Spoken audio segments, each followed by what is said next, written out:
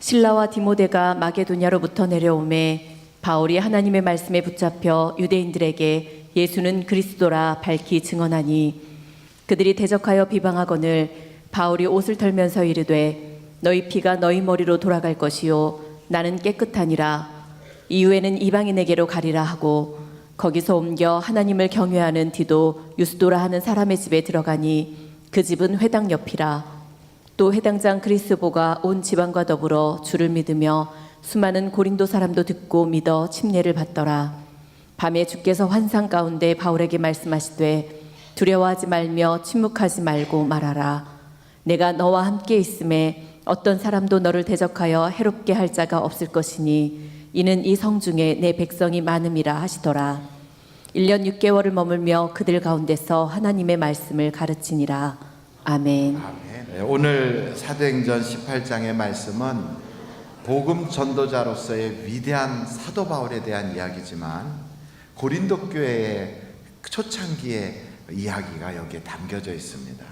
그런데 그 앞부분을 좀 보시면 사도행전 18장 1절서부터 여러분 한번 같이 보시면 좋겠어요. 1절입니다.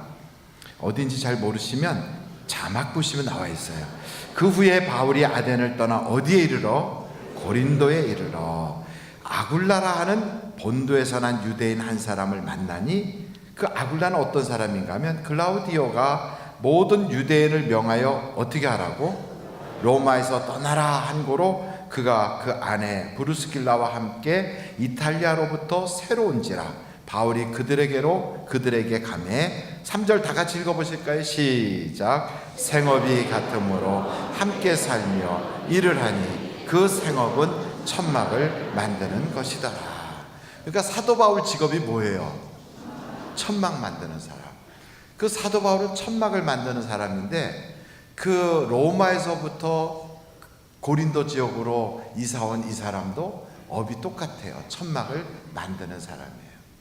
천막 만드는 사람으로 이렇게 사업을 하는데 갑자기 클라우디오라고 하는 황제가 유대인들은 로마를 다 떠나, 그래갖고 갑자기 떠나게 됐어요.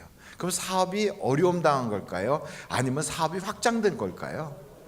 여러분 사업 잘하고 있는데 주인이 갑자기 방 빼. 그러면 그 인테리어 한 거하고 거기에 했던 거, 그 다음에 드나들던 사람들, 고객들, 그동안에 거래했던 사람들, 이거 다 어떻게 하겠어요? 근데 그 정도가 아니라 거기서 그 나라에서 떠나보내, 강제로 다 추방당한 거예요.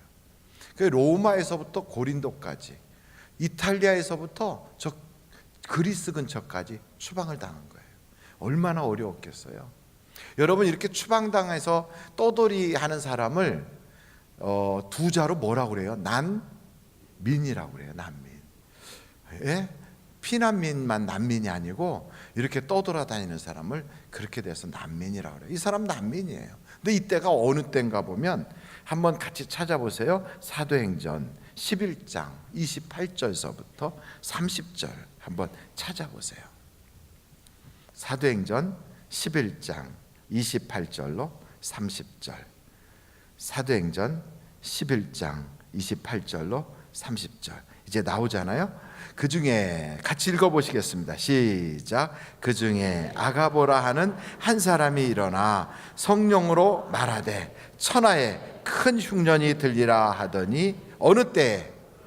클라우디오 때. 바로 이 아굴라하고 브루스길라가 로마에서 추방당하여 그렇게 갑자기 고린도로 오는 그때에 이 클라우디오 때예요. 그때에 뭐가 들었다? 계속 보겠어요. 아니 28절 다 같이 또 계속 클라우디오 때에 뭐가 됐다고요? 그렇게 되니라. 어떻게 됐다고요? 큰 흉년이 된 거예요. 29절 읽어보겠습니다. 시작. 제자들이 각각 그 힘대로 유대에 사는 형제들에게 부조를 보내기로 작정하고 이를 실행하여 바나바와 사울의 손으로 장로들에게 보내니라. 이 사람들은 갑자기 쫓겨나서 오니까 참 생활이 어려운 상태인데 그때 또 마침 흉년이 들었어요. 전국으로 너무너무 어려운 거예요. 그렇게 어려운 그런 때가 됐는데도 교인들은 어땠는가? 자기들의 먹고 쓰고 사는 것에 다 똑같이 어려운데 그것을 쑥 잘라가지고 그걸 모아가지고서 그래서 어려운 사람을 돕는 거예요. 그 사도 바울하고 그 당시에 그곳에 있었던 바나바, 이 사람들이 그 헌금을 모아가지고 어려운 사람 돕기 위해서 예루살렘까지 갔던 그 일화가 등장하고 있어요. 요즘은 경기가 참 어렵다고 그래요. 어렵다고 그래요가 아니라 진짜 어려워요. 그래서 성도들이 웃고 있어도 웃는 게 아닐 경우가 많아요. 다 편안한 것 같고 또 행복한 것 같지만 저녁기가 끝나고 근심스러운 사람도 있을 수 있어요.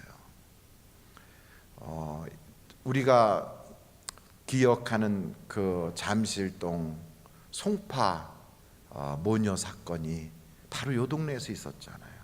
송파 모녀 사건을 여러분 잘 기억하시지 못한다면 설명하자면, 약간 부자유스러운 몸을 가지신 딸을 돌보고 있는 어머니가, 그 어머니와 딸이 더 이상 살아갈 수가 없어가지고 월세 살고 있는 그분들이 그달 그 월세를 남겨놓고 전기비를 남겨놓고 집주인한테 편지를 썼잖아요.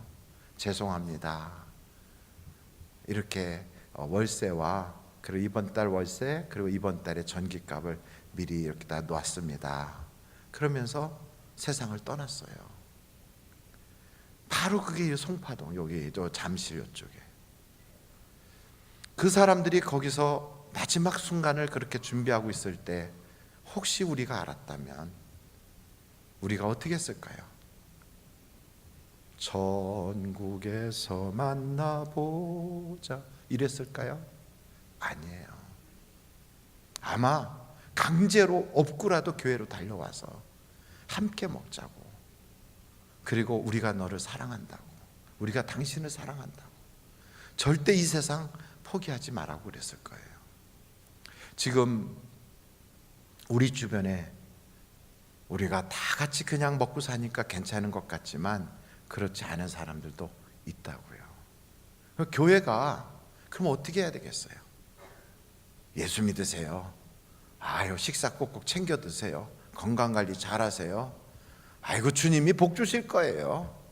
그렇게 말로만 하고 말아야 되는가? 그렇지 않아요. 여러분 한번 야고보서 2장 찾아보실까요? 15절로 17절까지 야고보서 2장이에요. 15절로 17절 한번 같이 읽어보실까요? 야고보서 2장이에요. 15절 시작. 만일 형제나 자매가 헐벗고 일용할 양식이 없는데 너희 중에 누구든지 그에게 이르되 평안히 가라, 덥게 하라, 배부르게 하라 하며 그 몸에 쓸 것을 주지 아니하면 무슨 유익이 있으리요? 이와 같이 행함이 없는 믿음은 그 자체가 죽은 것이다. 그러니까 말만 하고 많은 그런 크리스찬은 그 믿음 자체가 가짜다 이 말이에요. 죽은 믿음이에요. 그러니까 아무리 교회가 막 사랑을 이야기해도 말뿐이라면 그거 다 사기예요. 가짜예요. 목사가 성도들의 형편을 다 일일이 알고 챙겨야 되겠지만 그러지 못할 때는 성도들 간에 서로 우리가 돌봐줘야 되는 거예요. 그 어떤 사람도 홀로 외롭게 고독사하지 않도록, 그리고 그 어떤 사람도 이 험한 세상을 힘겹게 홀로 살아가지 않도록 교회가 서로 돌봐줄 수 있어야 돼요. 우리가 큰 믿음은 없어요. 우리가 큰 능력은 없어요. 그렇지만 작년부터 먹던 김장떡 열고 배추 한 포기 꺼내가지고 나눠줄 수 있는 그런 능력은 있어요. 함께 먹고 있는 쌀을 조금 나눠서 같이 먹도록 그렇게 그릇에 담아서 퍼줄 수 있는 그 정도의 믿음은, 능력은 있다고요. 옛날에는 그래서 목사님 또 교회에서 일하는 사람들 드시라고 성미라는 걸 해가지고 우리가 식사를 할 때 한 사람당 숟가락으로 한 숟갈씩 이렇게 쌀을 퍼서 따로 담아가지고 이렇게 그 자루에다 담아서 교회 와가지고 성미통에다가 그걸 다 쏟았어요. 그걸 다 쏟으면 그걸 모아가지고 목사님도 드시고 또 다른 어려운 사람도 돕기도 하고 그랬어요. 왜냐하면 그 당시는 목사님들이 다 어려웠거든요. 근데 지금은 목사님 배를 보세요. 어려운가. 이게 뭐가 좀 문제가 있잖아요. 그래서 교회 안에 어려운 사람들이 있단 말이죠. 그래서 저는 그런 생각이 들어요. 혹시 여러분 저와 함께 그런 거 해보시지 않겠어요? 행정처 앞에다가 쌀 한 5kg짜리들 이렇게 거기다 좀 싸놓고 원하시는 분 있으면 가지고 가시도록. 남 주려고 가져가지 말고 본인이 드시려고 하는 분은 10kg짜리 너무 커서 무거워 못 가져가니까 5kg짜리 이렇게 해서 싸놓고 가져가시도록. 그런 일에 동참하실 분이 있다면 환영합니다. 제 방으로 오시면 얼마나 좋을까요? 같이 한번 해보는 거지요. 아마 그 쌀 사겠다고 그러면 우리 교회 수포하시는 분들도 많으니까 원가로 주지 않을까. 근데 그분도 또 먹고 살아야지 땅 파서 합니까? 그래서 받을 만큼 받아서 하지만 그렇게 나누는 것이 참 좋지 않을까. 성도님들도 어렵지만 우리 교회에서 수요일날 예배드리는 은퇴 목사님들도 계세요. 그분들은 이제 예배드릴 자리도 없고 또 이미 은퇴하셨고 생활도 참 어려우신 분들이 계셔서 어떤 분이 저한테 편지를 보냈더라고요. 근데 그 편지를 보니까 너무 가슴이 아파요.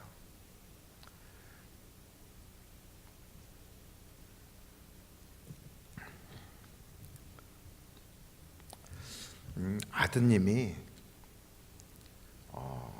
운전하시는 분이었는데 그런데 사고가 나가지고 돌아가셨대요. 중장비 같은 거 하시던 분인데 그리고 아이 둘이 남아있고 부인이 남아있는데 그러니까 그 며느리가 남아있는데 그 며느리가 몸에 이렇게 풍 같은 게 왔나 봐요. 그래가지고 너무 어려운 거예요. 그 연로하신 목사님이 글씨가 보니까 옛날 글씨 필체인 거예요. 맞춤법이 벌써 옛날 맞춤법으로 쓰셨더라고요. 그러면서 목사님 좀 도와주세요. 그래 편지를 보냈어요. 그래서 제가 그 편지를 이렇게 보면 마음이 찡하더라고요. 그런 분들이 우리 주변에 계시다고요. 성경은 우리에게 이런 말씀을 하고 있어요. 한번 여러분 성경 잠언서를 한번 찾아보실까요? 잠언서 19장 17절입니다. 잠언서 19장 17절 한번 같이 읽어보겠습니다. 시작. 가난한 자를 불쌍히 여기는 것은 여호와께 구워드리는 것이니 그의 선행을 그에게 갚아주시리라. 그러니까 어려운 사람들을 이렇게 돕는 것은 그것은 하나님께 구워드리는 거래요. 여러분 우리 속에는 다 누가 계세요? 성령님이 계세요. 근데 내가 너무 어려워. 근데 그 어려운 걸 누가 하실까요? 내 속에 성령님도 같이 아세요. 같이 괴로워하세요. 힘들어하세요. 그리고 우리가 그런 얘기 하잖아요. 내가 올 때 성령님도 같이 오시고 내가 힘들 때 성령님도 나의 그 모든 것을 아시고 함께 고난을 겪으시고 있다고. 그렇게 힘들어하는데 누군가가 나에게 온정을 베풀어요. 내가 막 기뻐할 때 그 속에 계신 성령님도 얼마나 같이 기뻐하겠어요. 그리고 곧 우리는 어떤 아무개에게 좀 도와준 건데 사실은 그게 하나님께 꿔준 거라는 거예요. 그래서 구제는 너무 귀한 거예요. 그리고 또한 우리가 세상을 살면서 어려운 사람들을 정말 오른손이 하는 걸 왼손이 모르도록 그렇게 은밀한 가운데 돕는다는 것 참 귀해요. 그리고 여러분 교회 안에 사업하다가 요즘 어려워서 사업을 내려놨다든지 또 어디 직장을 다니다가 그만뒀다든지 이런 거 할 때 가만히 그냥 있으면 그분이 힘든 줄 모르잖아요. 또 부끄러워하고 말을 안 하는 분들도 있어요. 여러분 가난은 부끄러운 게 아닙니다. 불편한 것 뿐이죠. 그리고 가난은 죄도 아닙니다. 실패할 수 있어요. 어려울 수 있어요. 우리가 몸에 병이 나면 병을 자꾸 감추려고 하는데 병은 자랑하래요. 그러면 치료받을 수 있는 좋은 방법들이 열려 있잖아요. 그처럼 우리가 서로 나의 어려움과 또 궁핍함을 이야기하다 보면 도울 길들도 생겨요. 아 그래 그럼 우리 가게 와서 같이 일합시다. 그래요, 그런 기술이 있었네요. 그리고 서로 밀어주고 도와주고 얼마든지 그럴 수 있어요. 근데 어떻게 이렇게 하다가 여러분, 사람이 선의로 하고 사랑을 베풀어 주는데 그걸 또 어떤 사람들은 이용을 하는 사람도 있다고 그래요. 그러다 보면 말세가 되면요, 사람들이 그것 때문에 마음에 상처가 돼가지고, 그래갖고 돕다가 사람 돕다가 시험 받고, 사람 돕다가 상처 받아가지고 마음이 꽉 닫혀버려요. 그래서 마지막 때가 되면 사랑이 식어버린대요. 사랑이 식는 사람들도 많이 있을 거예요. 그러나 여러분, 사랑이 없으면 하나님은 교회 문을 닫아버린대요. 사랑이 그렇게 귀한 거예요. 사랑이 식고 사랑이 없으면 그 집 문도 닫는 거예요. 교회 문을 닫을 정도면 집 문을 안 닫겠습니까? 근데 우리가 그걸 모르고요, 그냥 세상 살기가 너무 바빠가지고 다른 사람 사정 안 보고 나만 보고 막 달려가는 거예요. 앞만 보고 뛰어가요. 나만 살면 되는 줄 알고. 그게 아니거든요. 다 같이 그럼 어려운 거지요. 여러분, 사랑이 없으면 아무것도 아닌 겁니다. 예수 잘 믿는 사람은 온전한 사랑을 갖게 되어 있어요. 그 온전한 사랑이 뭘까요? 하나님 사랑하고 교회 사랑하고 이웃 사랑하는 거, 온전한 사랑이에요. 근데 그 사랑이 잘못돼서 탈선된 사랑은 어떤 사랑이냐면 자기만 사랑하고 돈만 사랑하고 쾌락만 사랑하는 거. 이건 완전히 사랑이 변질된 거, 타락한 거예요. 혹시나 여러분이 바른 사랑하지 못하고 잘못된 사랑을 하고 있다면 오늘 그 사랑의 대상을 바꾸셔야 돼요. 하나님을 기쁘시게 해야 우리의 인생이 행복할 수가 있는 겁니다. 그리고요, 우리가 서로 이렇게 이끌어 주다 보면 정말 하나님의 은혜가 있어요. 혹시 누구한테 돈을 꽂다면 여러분, 그거 빨리 갚아버리세요. 그리고 꽂았다면 조금 눈 감고 천천히 받도록 그렇게 하시고, 아예 안 받을 수도 있다는 생각도 하시라고요. 아이고, 목사님 이제 그 꽂은 거 받지 말라고 그랬으니까 이러지 마시고 빨리 갚으세요. 저는 우리 사랑하는 성도들이 금전관계 때문에 교회 안에서 서로 상처가 되지 않기를 간절히 바랍니다. 잠언서 한번 22장 26절로 27절 한번 같이 보시기 바랍니다. 잠언서 22장 26절부터 한번 같이 읽어보실까요? 시작. 너는 사람과 더불어 손을 잡지 말며 남의 빚에 보증을 서지 마라. 만일 갚을 것이 내게 없으면 내 누운 침상도 빼앗길 것이라. 내가 어찌 그리 하겠느냐. 이 말은 교회 안에서 서로 동업한다 뭐한다, 사람 손 꼭 잡았다가 믿거니 하고 했다가 그래서 나중에 금전관계 때문에 막 울고불고 상처받고 원수되고 그런 거 하지 말라는 거예요. 그리고 빚보증 같은 거 하지 말고, 잘못하면 누군 침상도 뺏긴다는 말은 여러분 집도 날리고 다 날릴 수 있다는 거예요. 그거 어떻게 해야 되느냐. 그래서 여러분, 하나님께 기도하면서 베푼 것은 내가 하나님께 드렸다 생각하고 그래야 돼요. 어떤 사람들은 이런 사람이 있어요. 부모한테는 하나도 드리지 않아요. 부모는 아예 돌보지도 않아. 그러면서 교회 가서는 하나님한테만 헌금하고 하나님만 믿는데요. 하나님이 무진장 싫어해요.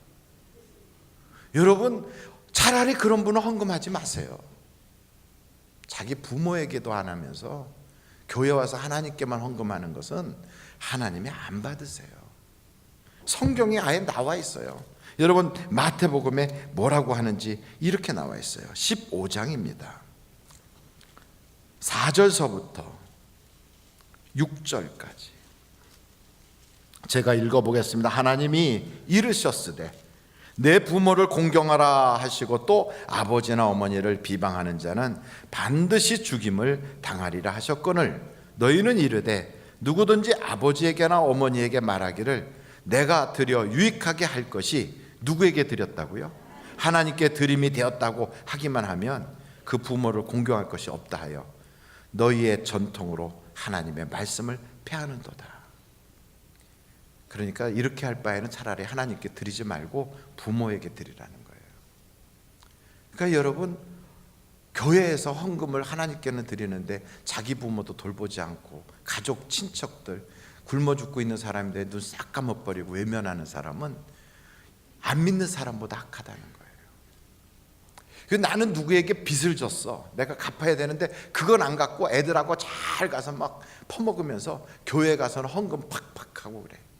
그러면 그걸 보고 있는 사람은 얼마나 가슴이 아프겠어요. 그러면 차라리 헌금하지 말고 빚을 먼저 갚아야 돼요. 그게 정상이에요. 그래서 여러분, 사람과의 관계를 빨리 풀지 않으면 하나님과의 관계도 풀리지 않아요. 사람과의 관계를 묶어놓고 있으면 하나님과의 관계에서도요, 내 인생이 묶이는 게 너무 많은 거예요. 그래서 물질 문제는 상식을 따라가면 돼요. 이것이 하나님이 우리에게 원하시는 거예요. 그 상식이 뭔지 아십니까? 우리 마음속에 벌써 양심을 주시고 하나님께서 우리 모든 사회생활 하는데 상식을 주셨잖아요. 그대로 살아야 되는데 그건 안 하고 교회 안에서만 우리가 막 한다고 하면 그거는 믿음이 아닌 거예요. 그래서 진정한 믿음은 이웃을 보면 도와줄 줄 알고, 그리고 가족, 친척도 어려운 사람 있으면 온정 베풀 줄 알고, 그리고 빚졌으면 빨리 갚고, 그리고 혼자서만 잘 먹고 살려고 뒤에다가 꼬부쳐 놓지 말고, 그리고 베풀 줄도 알아야 돼요. 이것이 교회의 성도들의 모습이라고요.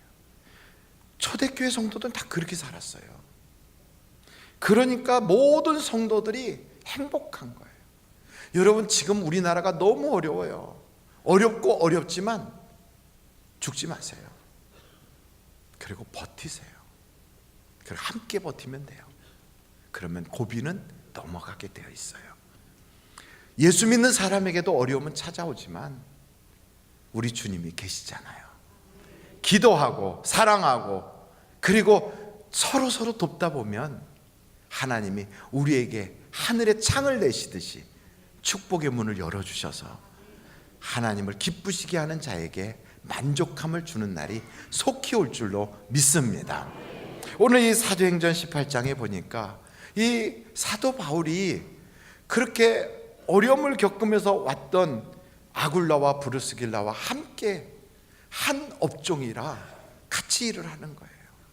교회 성도로서 나 선교하니까, 난 교회 일하니까, 난 착한 일하니까, 그러면서 남에게 폐를 끼치고 부담을 주는 사람들이 있다면 이것도 잘못이에요. 여러분, 그런 거 하면 안 돼요. 성경 데살로니가 전서 2장을 한번 보시겠습니까? 데살로니가 전서 2장이에요.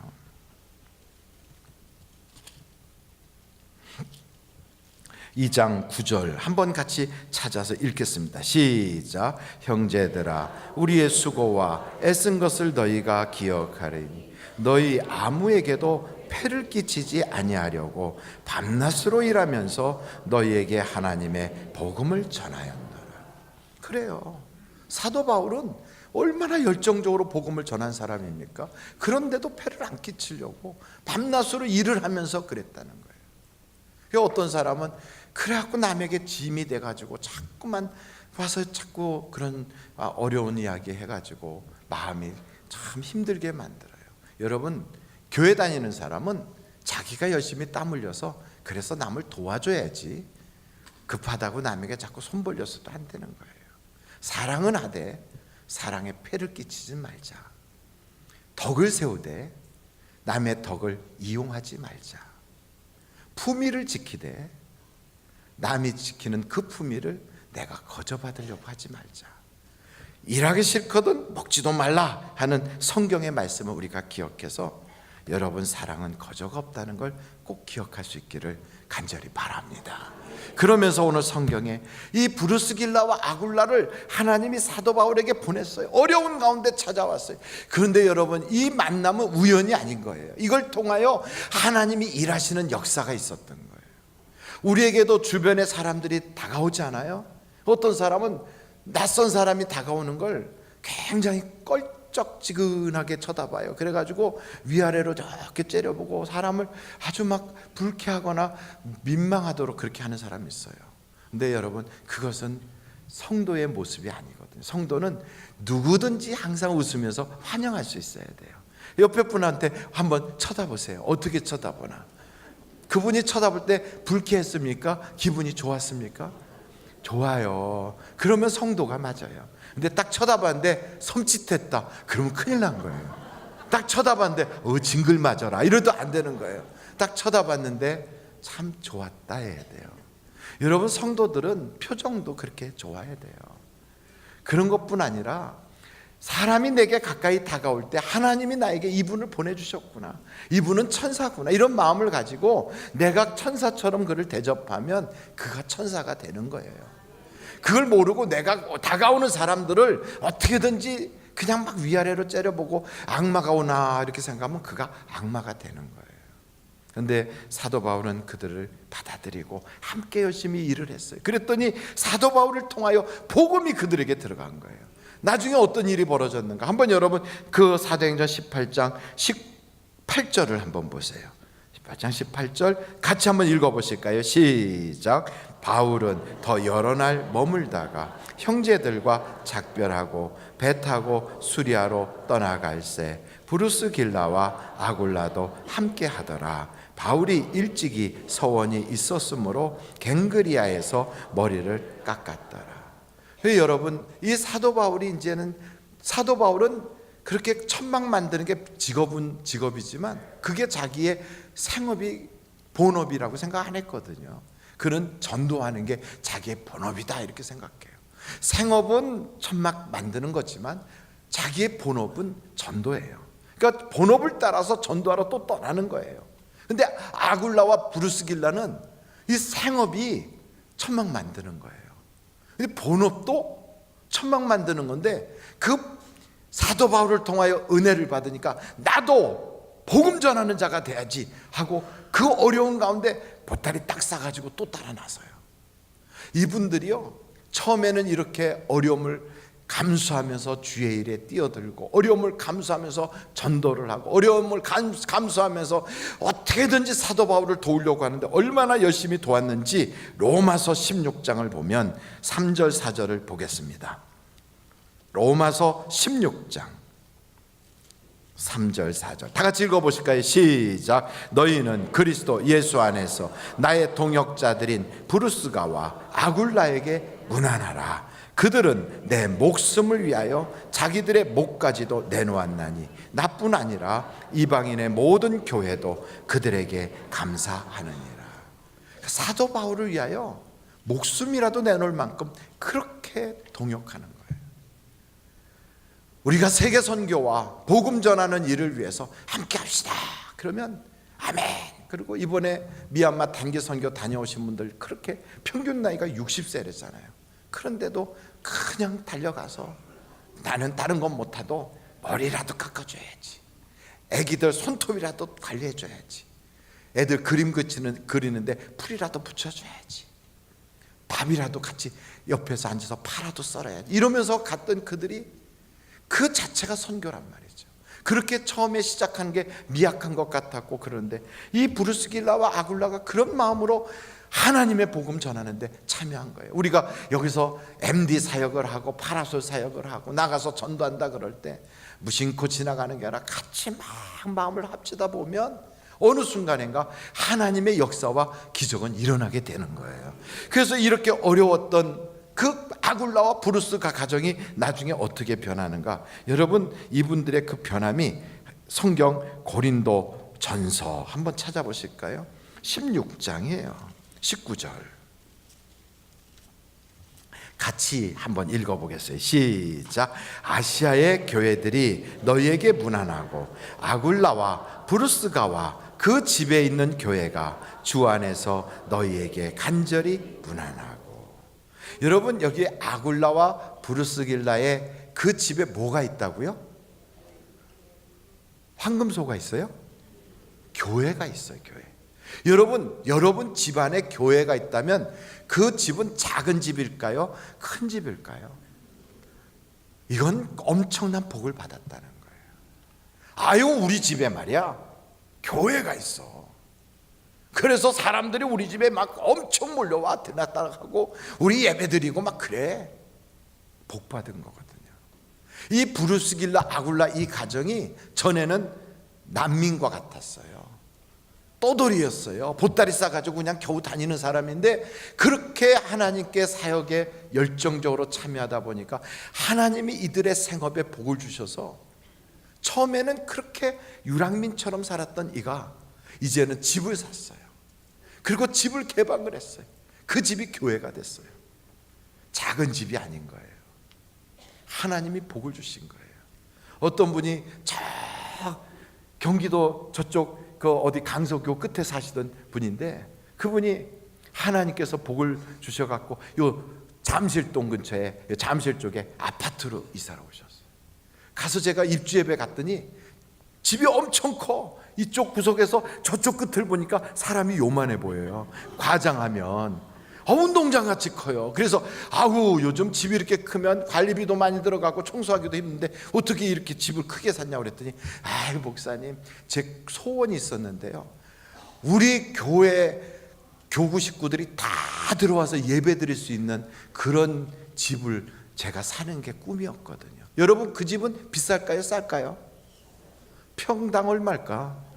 벌써 그거 계산하는 분 계실 거예요. 그러나 여러분, 하나님이 브루스길라와 아굴라 집에 복을 주시니까 이런 역사가 있는 거예요. 시작은 미약해도 하나님을 기쁘시게 하면 그 하나님이 그의 터전을 견고하게 하시는 걸 믿으시기를 간절히 바라며, 그래서 저는 우리 하늘비전 교회 성도들이 하여간 어려움이 있어도 하나님께 딱 붙어 있는 거예요. 아굴라와 브루스길라도 얼마나 어려웠겠어요. 그런데도 사도 바울이 전도 간다 하면 딱 붙어 있고 함께 사역한다면 딱 붙어 있는 거예요. 그것처럼 하나님에게 우리가 딱 붙어 있으면 마지막에는요, 나는 포도나무에 너희는 가지니 내게 붙어 있으면 많은 열매를 맺는다. 부족함이 없다. 여러분, 어렵고 힘들어도 붙어 있으면 기적이 일어납니다. 하나님께 여러분, 내가 기도한 그 자리, 내가 봉사했던 그 자리, 내가 눈물 흘리면서 거기서 땀을 흘렸던 그 바로 그 자리가 축복의 자리가 되는 거예요. 한 우물만 파야 역사가 나타난다고 그러잖아요. 하나님께 붙어있는 자에게 하나님이 기적을 일으킬 줄로 믿습니다. 마지막으로 이 말씀을 우리는 보면서, 이야, 주님께서는 그들에게 이렇게 말하는구나. 침묵하지 말고 말을 하라. 한번 절달해 볼까요? 침묵하지 말고 말을 하라. 사도 바울한테 우리 주님이 꿈에서 말씀하는 거예요. 사도 바울아, 너는 두려워 말고 염려하지 마. 침묵하지 마라. 이 성 안에 내 백성이 많으니라. 말을 하라는 거예요. 근데 교회에 다니다 보면 교회 성도들이 딱 둘로 갈라져요. 침묵하는 성도, 말하는 성도. 간증이 없는 성도, 간증이 있는 성도. 예수님에 대하여 할 말이 많은 성도, 그냥 교회 다니는 성도. 쫙 갈라져요. 교회 안에는 두 부류의 성도가 있어요. 침묵하는 성도와 예수님에 대해서 막 할 말이 많고 주님으로부터 받은 은혜가 있어서 간증이 많고 누구만 만나면 예수 믿으라고 막 말하고 싶은 그런 성도가 있어요. 어떻게 돼서 이렇게 그럼 갈라지느냐? 여러분, 침묵하는 성도들도 처음 교회 나오면 너무 행복해요. 마치 결혼 딱 했을 때 신혼생활 시작한 것처럼 막 주님과 나 사이가 깨소금이 막 쏟아지듯이 얼마나 좋은지, 교회 가면 그냥 앉아만 있어도 무슨 말인지 몰라도 눈물이 막 나고요, 기도할 때 감동이 되고요, 교회 가면 복 받을 것 같은 막 기쁨이 있어요. 이걸 보고 뭐라고 표현하냐면 신혼기라고 그래요. 신혼기. 교회도 신혼기가 있어요. 좀 다니다 보면 여러분, 결혼하면 싸워요, 안 싸워요? 싸우듯이 내 속에서 갈등이 생겨요. 하나님과 나의 갈등일 수도 있고 나와 옛사람의 갈등일 수도 있고 갈등이 생겨요. 그럼 이제 의심이 생기는 거예요. 나 같은 게 정말 구원 받았나? 나 죽어도 천국 가는 거 맞나? 의심이 생겨요. 그 의심이 생기니까 가서 교회 가서 목사가 뭐라 그러나 또 어떤 경우 이런 생각이 돼요. 나 예수 믿는다고 지금은 그랬지만 나중에 치매 걸려가지고 나 예수 몰라, 그럼 지옥 갈까? 여러분 어떻게 생각하세요? 지금은 예수 믿는다고 그러는데 나중에 치매 걸려서 나 예수 몰라, 그리고 절간에 가서 딱 앉아있다. 그러면 그 사람 천국 갈까 지옥 갈까? 헷갈리지 않아요? 그래도 한번 믿으면 구원 받은 거예요. 치매 걸려서 그러는 거 하나님이 다 인정해 주세요. 괜찮다고 넘어가 주는 거예요. 예수 잘 믿다가 나중에 요양원에 가서 누워갖고 교회를 못 나온다? 천국 갈까 지옥 갈까? 걱정할 거 없어요. 예수 믿고 구원받았으면 내 속에서 어떤 환경 변화가 있어도 성령님은 떠나지 않고 나와 함께 하시기 때문에 가서 누워있어도 천국 가는 건 틀림없어요. 그렇지만 우리 속에 늘 그런 갈등이 있는 거예요. 그러다가 이제는 목사한테 이런 소리 들으니까 아멘 하고 이제는 알았지만 그러나 마음속에서는요, 사람들에게 얘기할 게 별로 없어요. 주님을 통하여 받은 간증이 별로 없어. 그러니까 너 성경 공부한다 뭐 한다는 다 가봤는데 나중에 누가 뭐라 그러면 나도 그거 다 해봤어 이러고서는 교회를 조용히 다녀. 왜냐하면 하나님이 계시다는 건 믿겠거든요. 알겠거든요. 안 갈 수는 없거든. 그 교회는 다니는데 자식한테도 뭐라고 얘기를 안 해요. 침묵하는 크리스찬이에요. 근데 하나님은 우리가 어떻게 하길 원하세요? 성경에 뭐라고 그러는가? 여기 사도행전 18장 여러분 한번 거기를 같이 읽어보세요. 9절부터 10절까지 같이 한번 큰 소리로 읽어보실까요? 시작. 밤에 주께서 환상 가운데 바울에게 말씀하시되 두려워하지 말며 침묵하지 말고 말하라. 내가 너와 함께 있음에 어떤 사람도 너를 대적하여 해롭게 할 자가 없을 것이니 이는 이 성중에 내 백성이 많음이라 하시더라. 그 목사님 나도 좀 교회 다니면서 간증도 있고 그렇게 막 예수님 얘기도 할 수 있도록 그렇게 하고 싶은데 어떻게 하면 돼요? 단순해요. 여러분 성령 충만 받으면 돼요. 성령은 어떻게 받나요? 성령 달라고 기도하면 줘요. 얼마나 간단해요. 그러니까 하나님 나 성령 충만 받기 원해요. 성령 충만하게 해주세요. 이렇게 기도하면 하나님이 성령을 주시는 거예요. 언제까지 기도하라고? 성령 받을 때까지 기도하면 되지요 뭐. 근데 금방 주세요, 달라고 하면. 그 성령을 받잖아요. 그리고 교회는 혼자서만 왔다 갔다 하지 마시고요, 같이 기도해야 할 사람, 같이 나와 신앙의 이야기를 나눌 사람을 찾아보세요. 함께 하세요. 목사님 그래도 안 보이는데요. 그러면 성경 공부나 구역 예배나 이런 데 들어가세요. 그래서 기도 동지가 같이 있어서 그들과 함께 신앙의 이야기도 나누고 또 누구 전도할까 하는 거룩한 이야기도 나누고 하다 보면 믿음의 동지가 생겨요. 그렇게 되면 함께 기도하고 함께 신앙 대화를 나누다가 같이 나가서 하나님을 기쁘시게 하는 일을 시작하고 교회 봉사 같이 다니고, 그래서 교회에서 선한 일을 하다 보면 하나님께서 내게 생각지도 않았던 좋은 일들이 막 생기게 하시는 거예요. 여러분 한번 저를 따라해 보세요. 사람을 만나면 역사가 일어나고 하나님을 만나면 기적이 일어난다. 정말 그래요.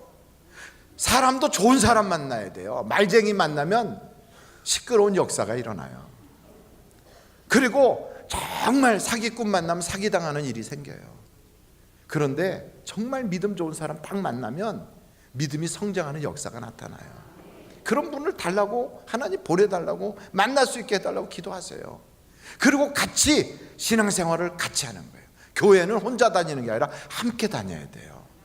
그러면서 선한 일을 위하여 같이 도모하다 보면, 교회도 같이 봉사하고 같이 일하다 보면 하나님께서 내게 생각 밖의 기적이 일어나게 해주신 기적, 그 기적을 맛보면 그때부터 할 얘기가 생겨요.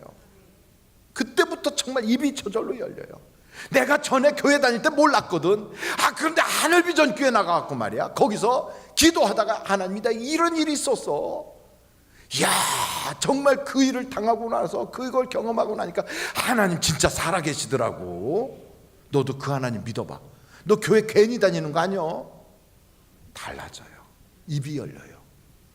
저는 우리 하늘비전교회 성도들이 하나님에 대하여 자랑할 거리가 많고 교회 이야기할 거리 너무너무 많고 예수님이 내게 주신 은혜와 복을 말하지 않고는 견딜 수 없는 복받은 여러분들이 다 되시기를 예수님의 이름으로 축원합니다.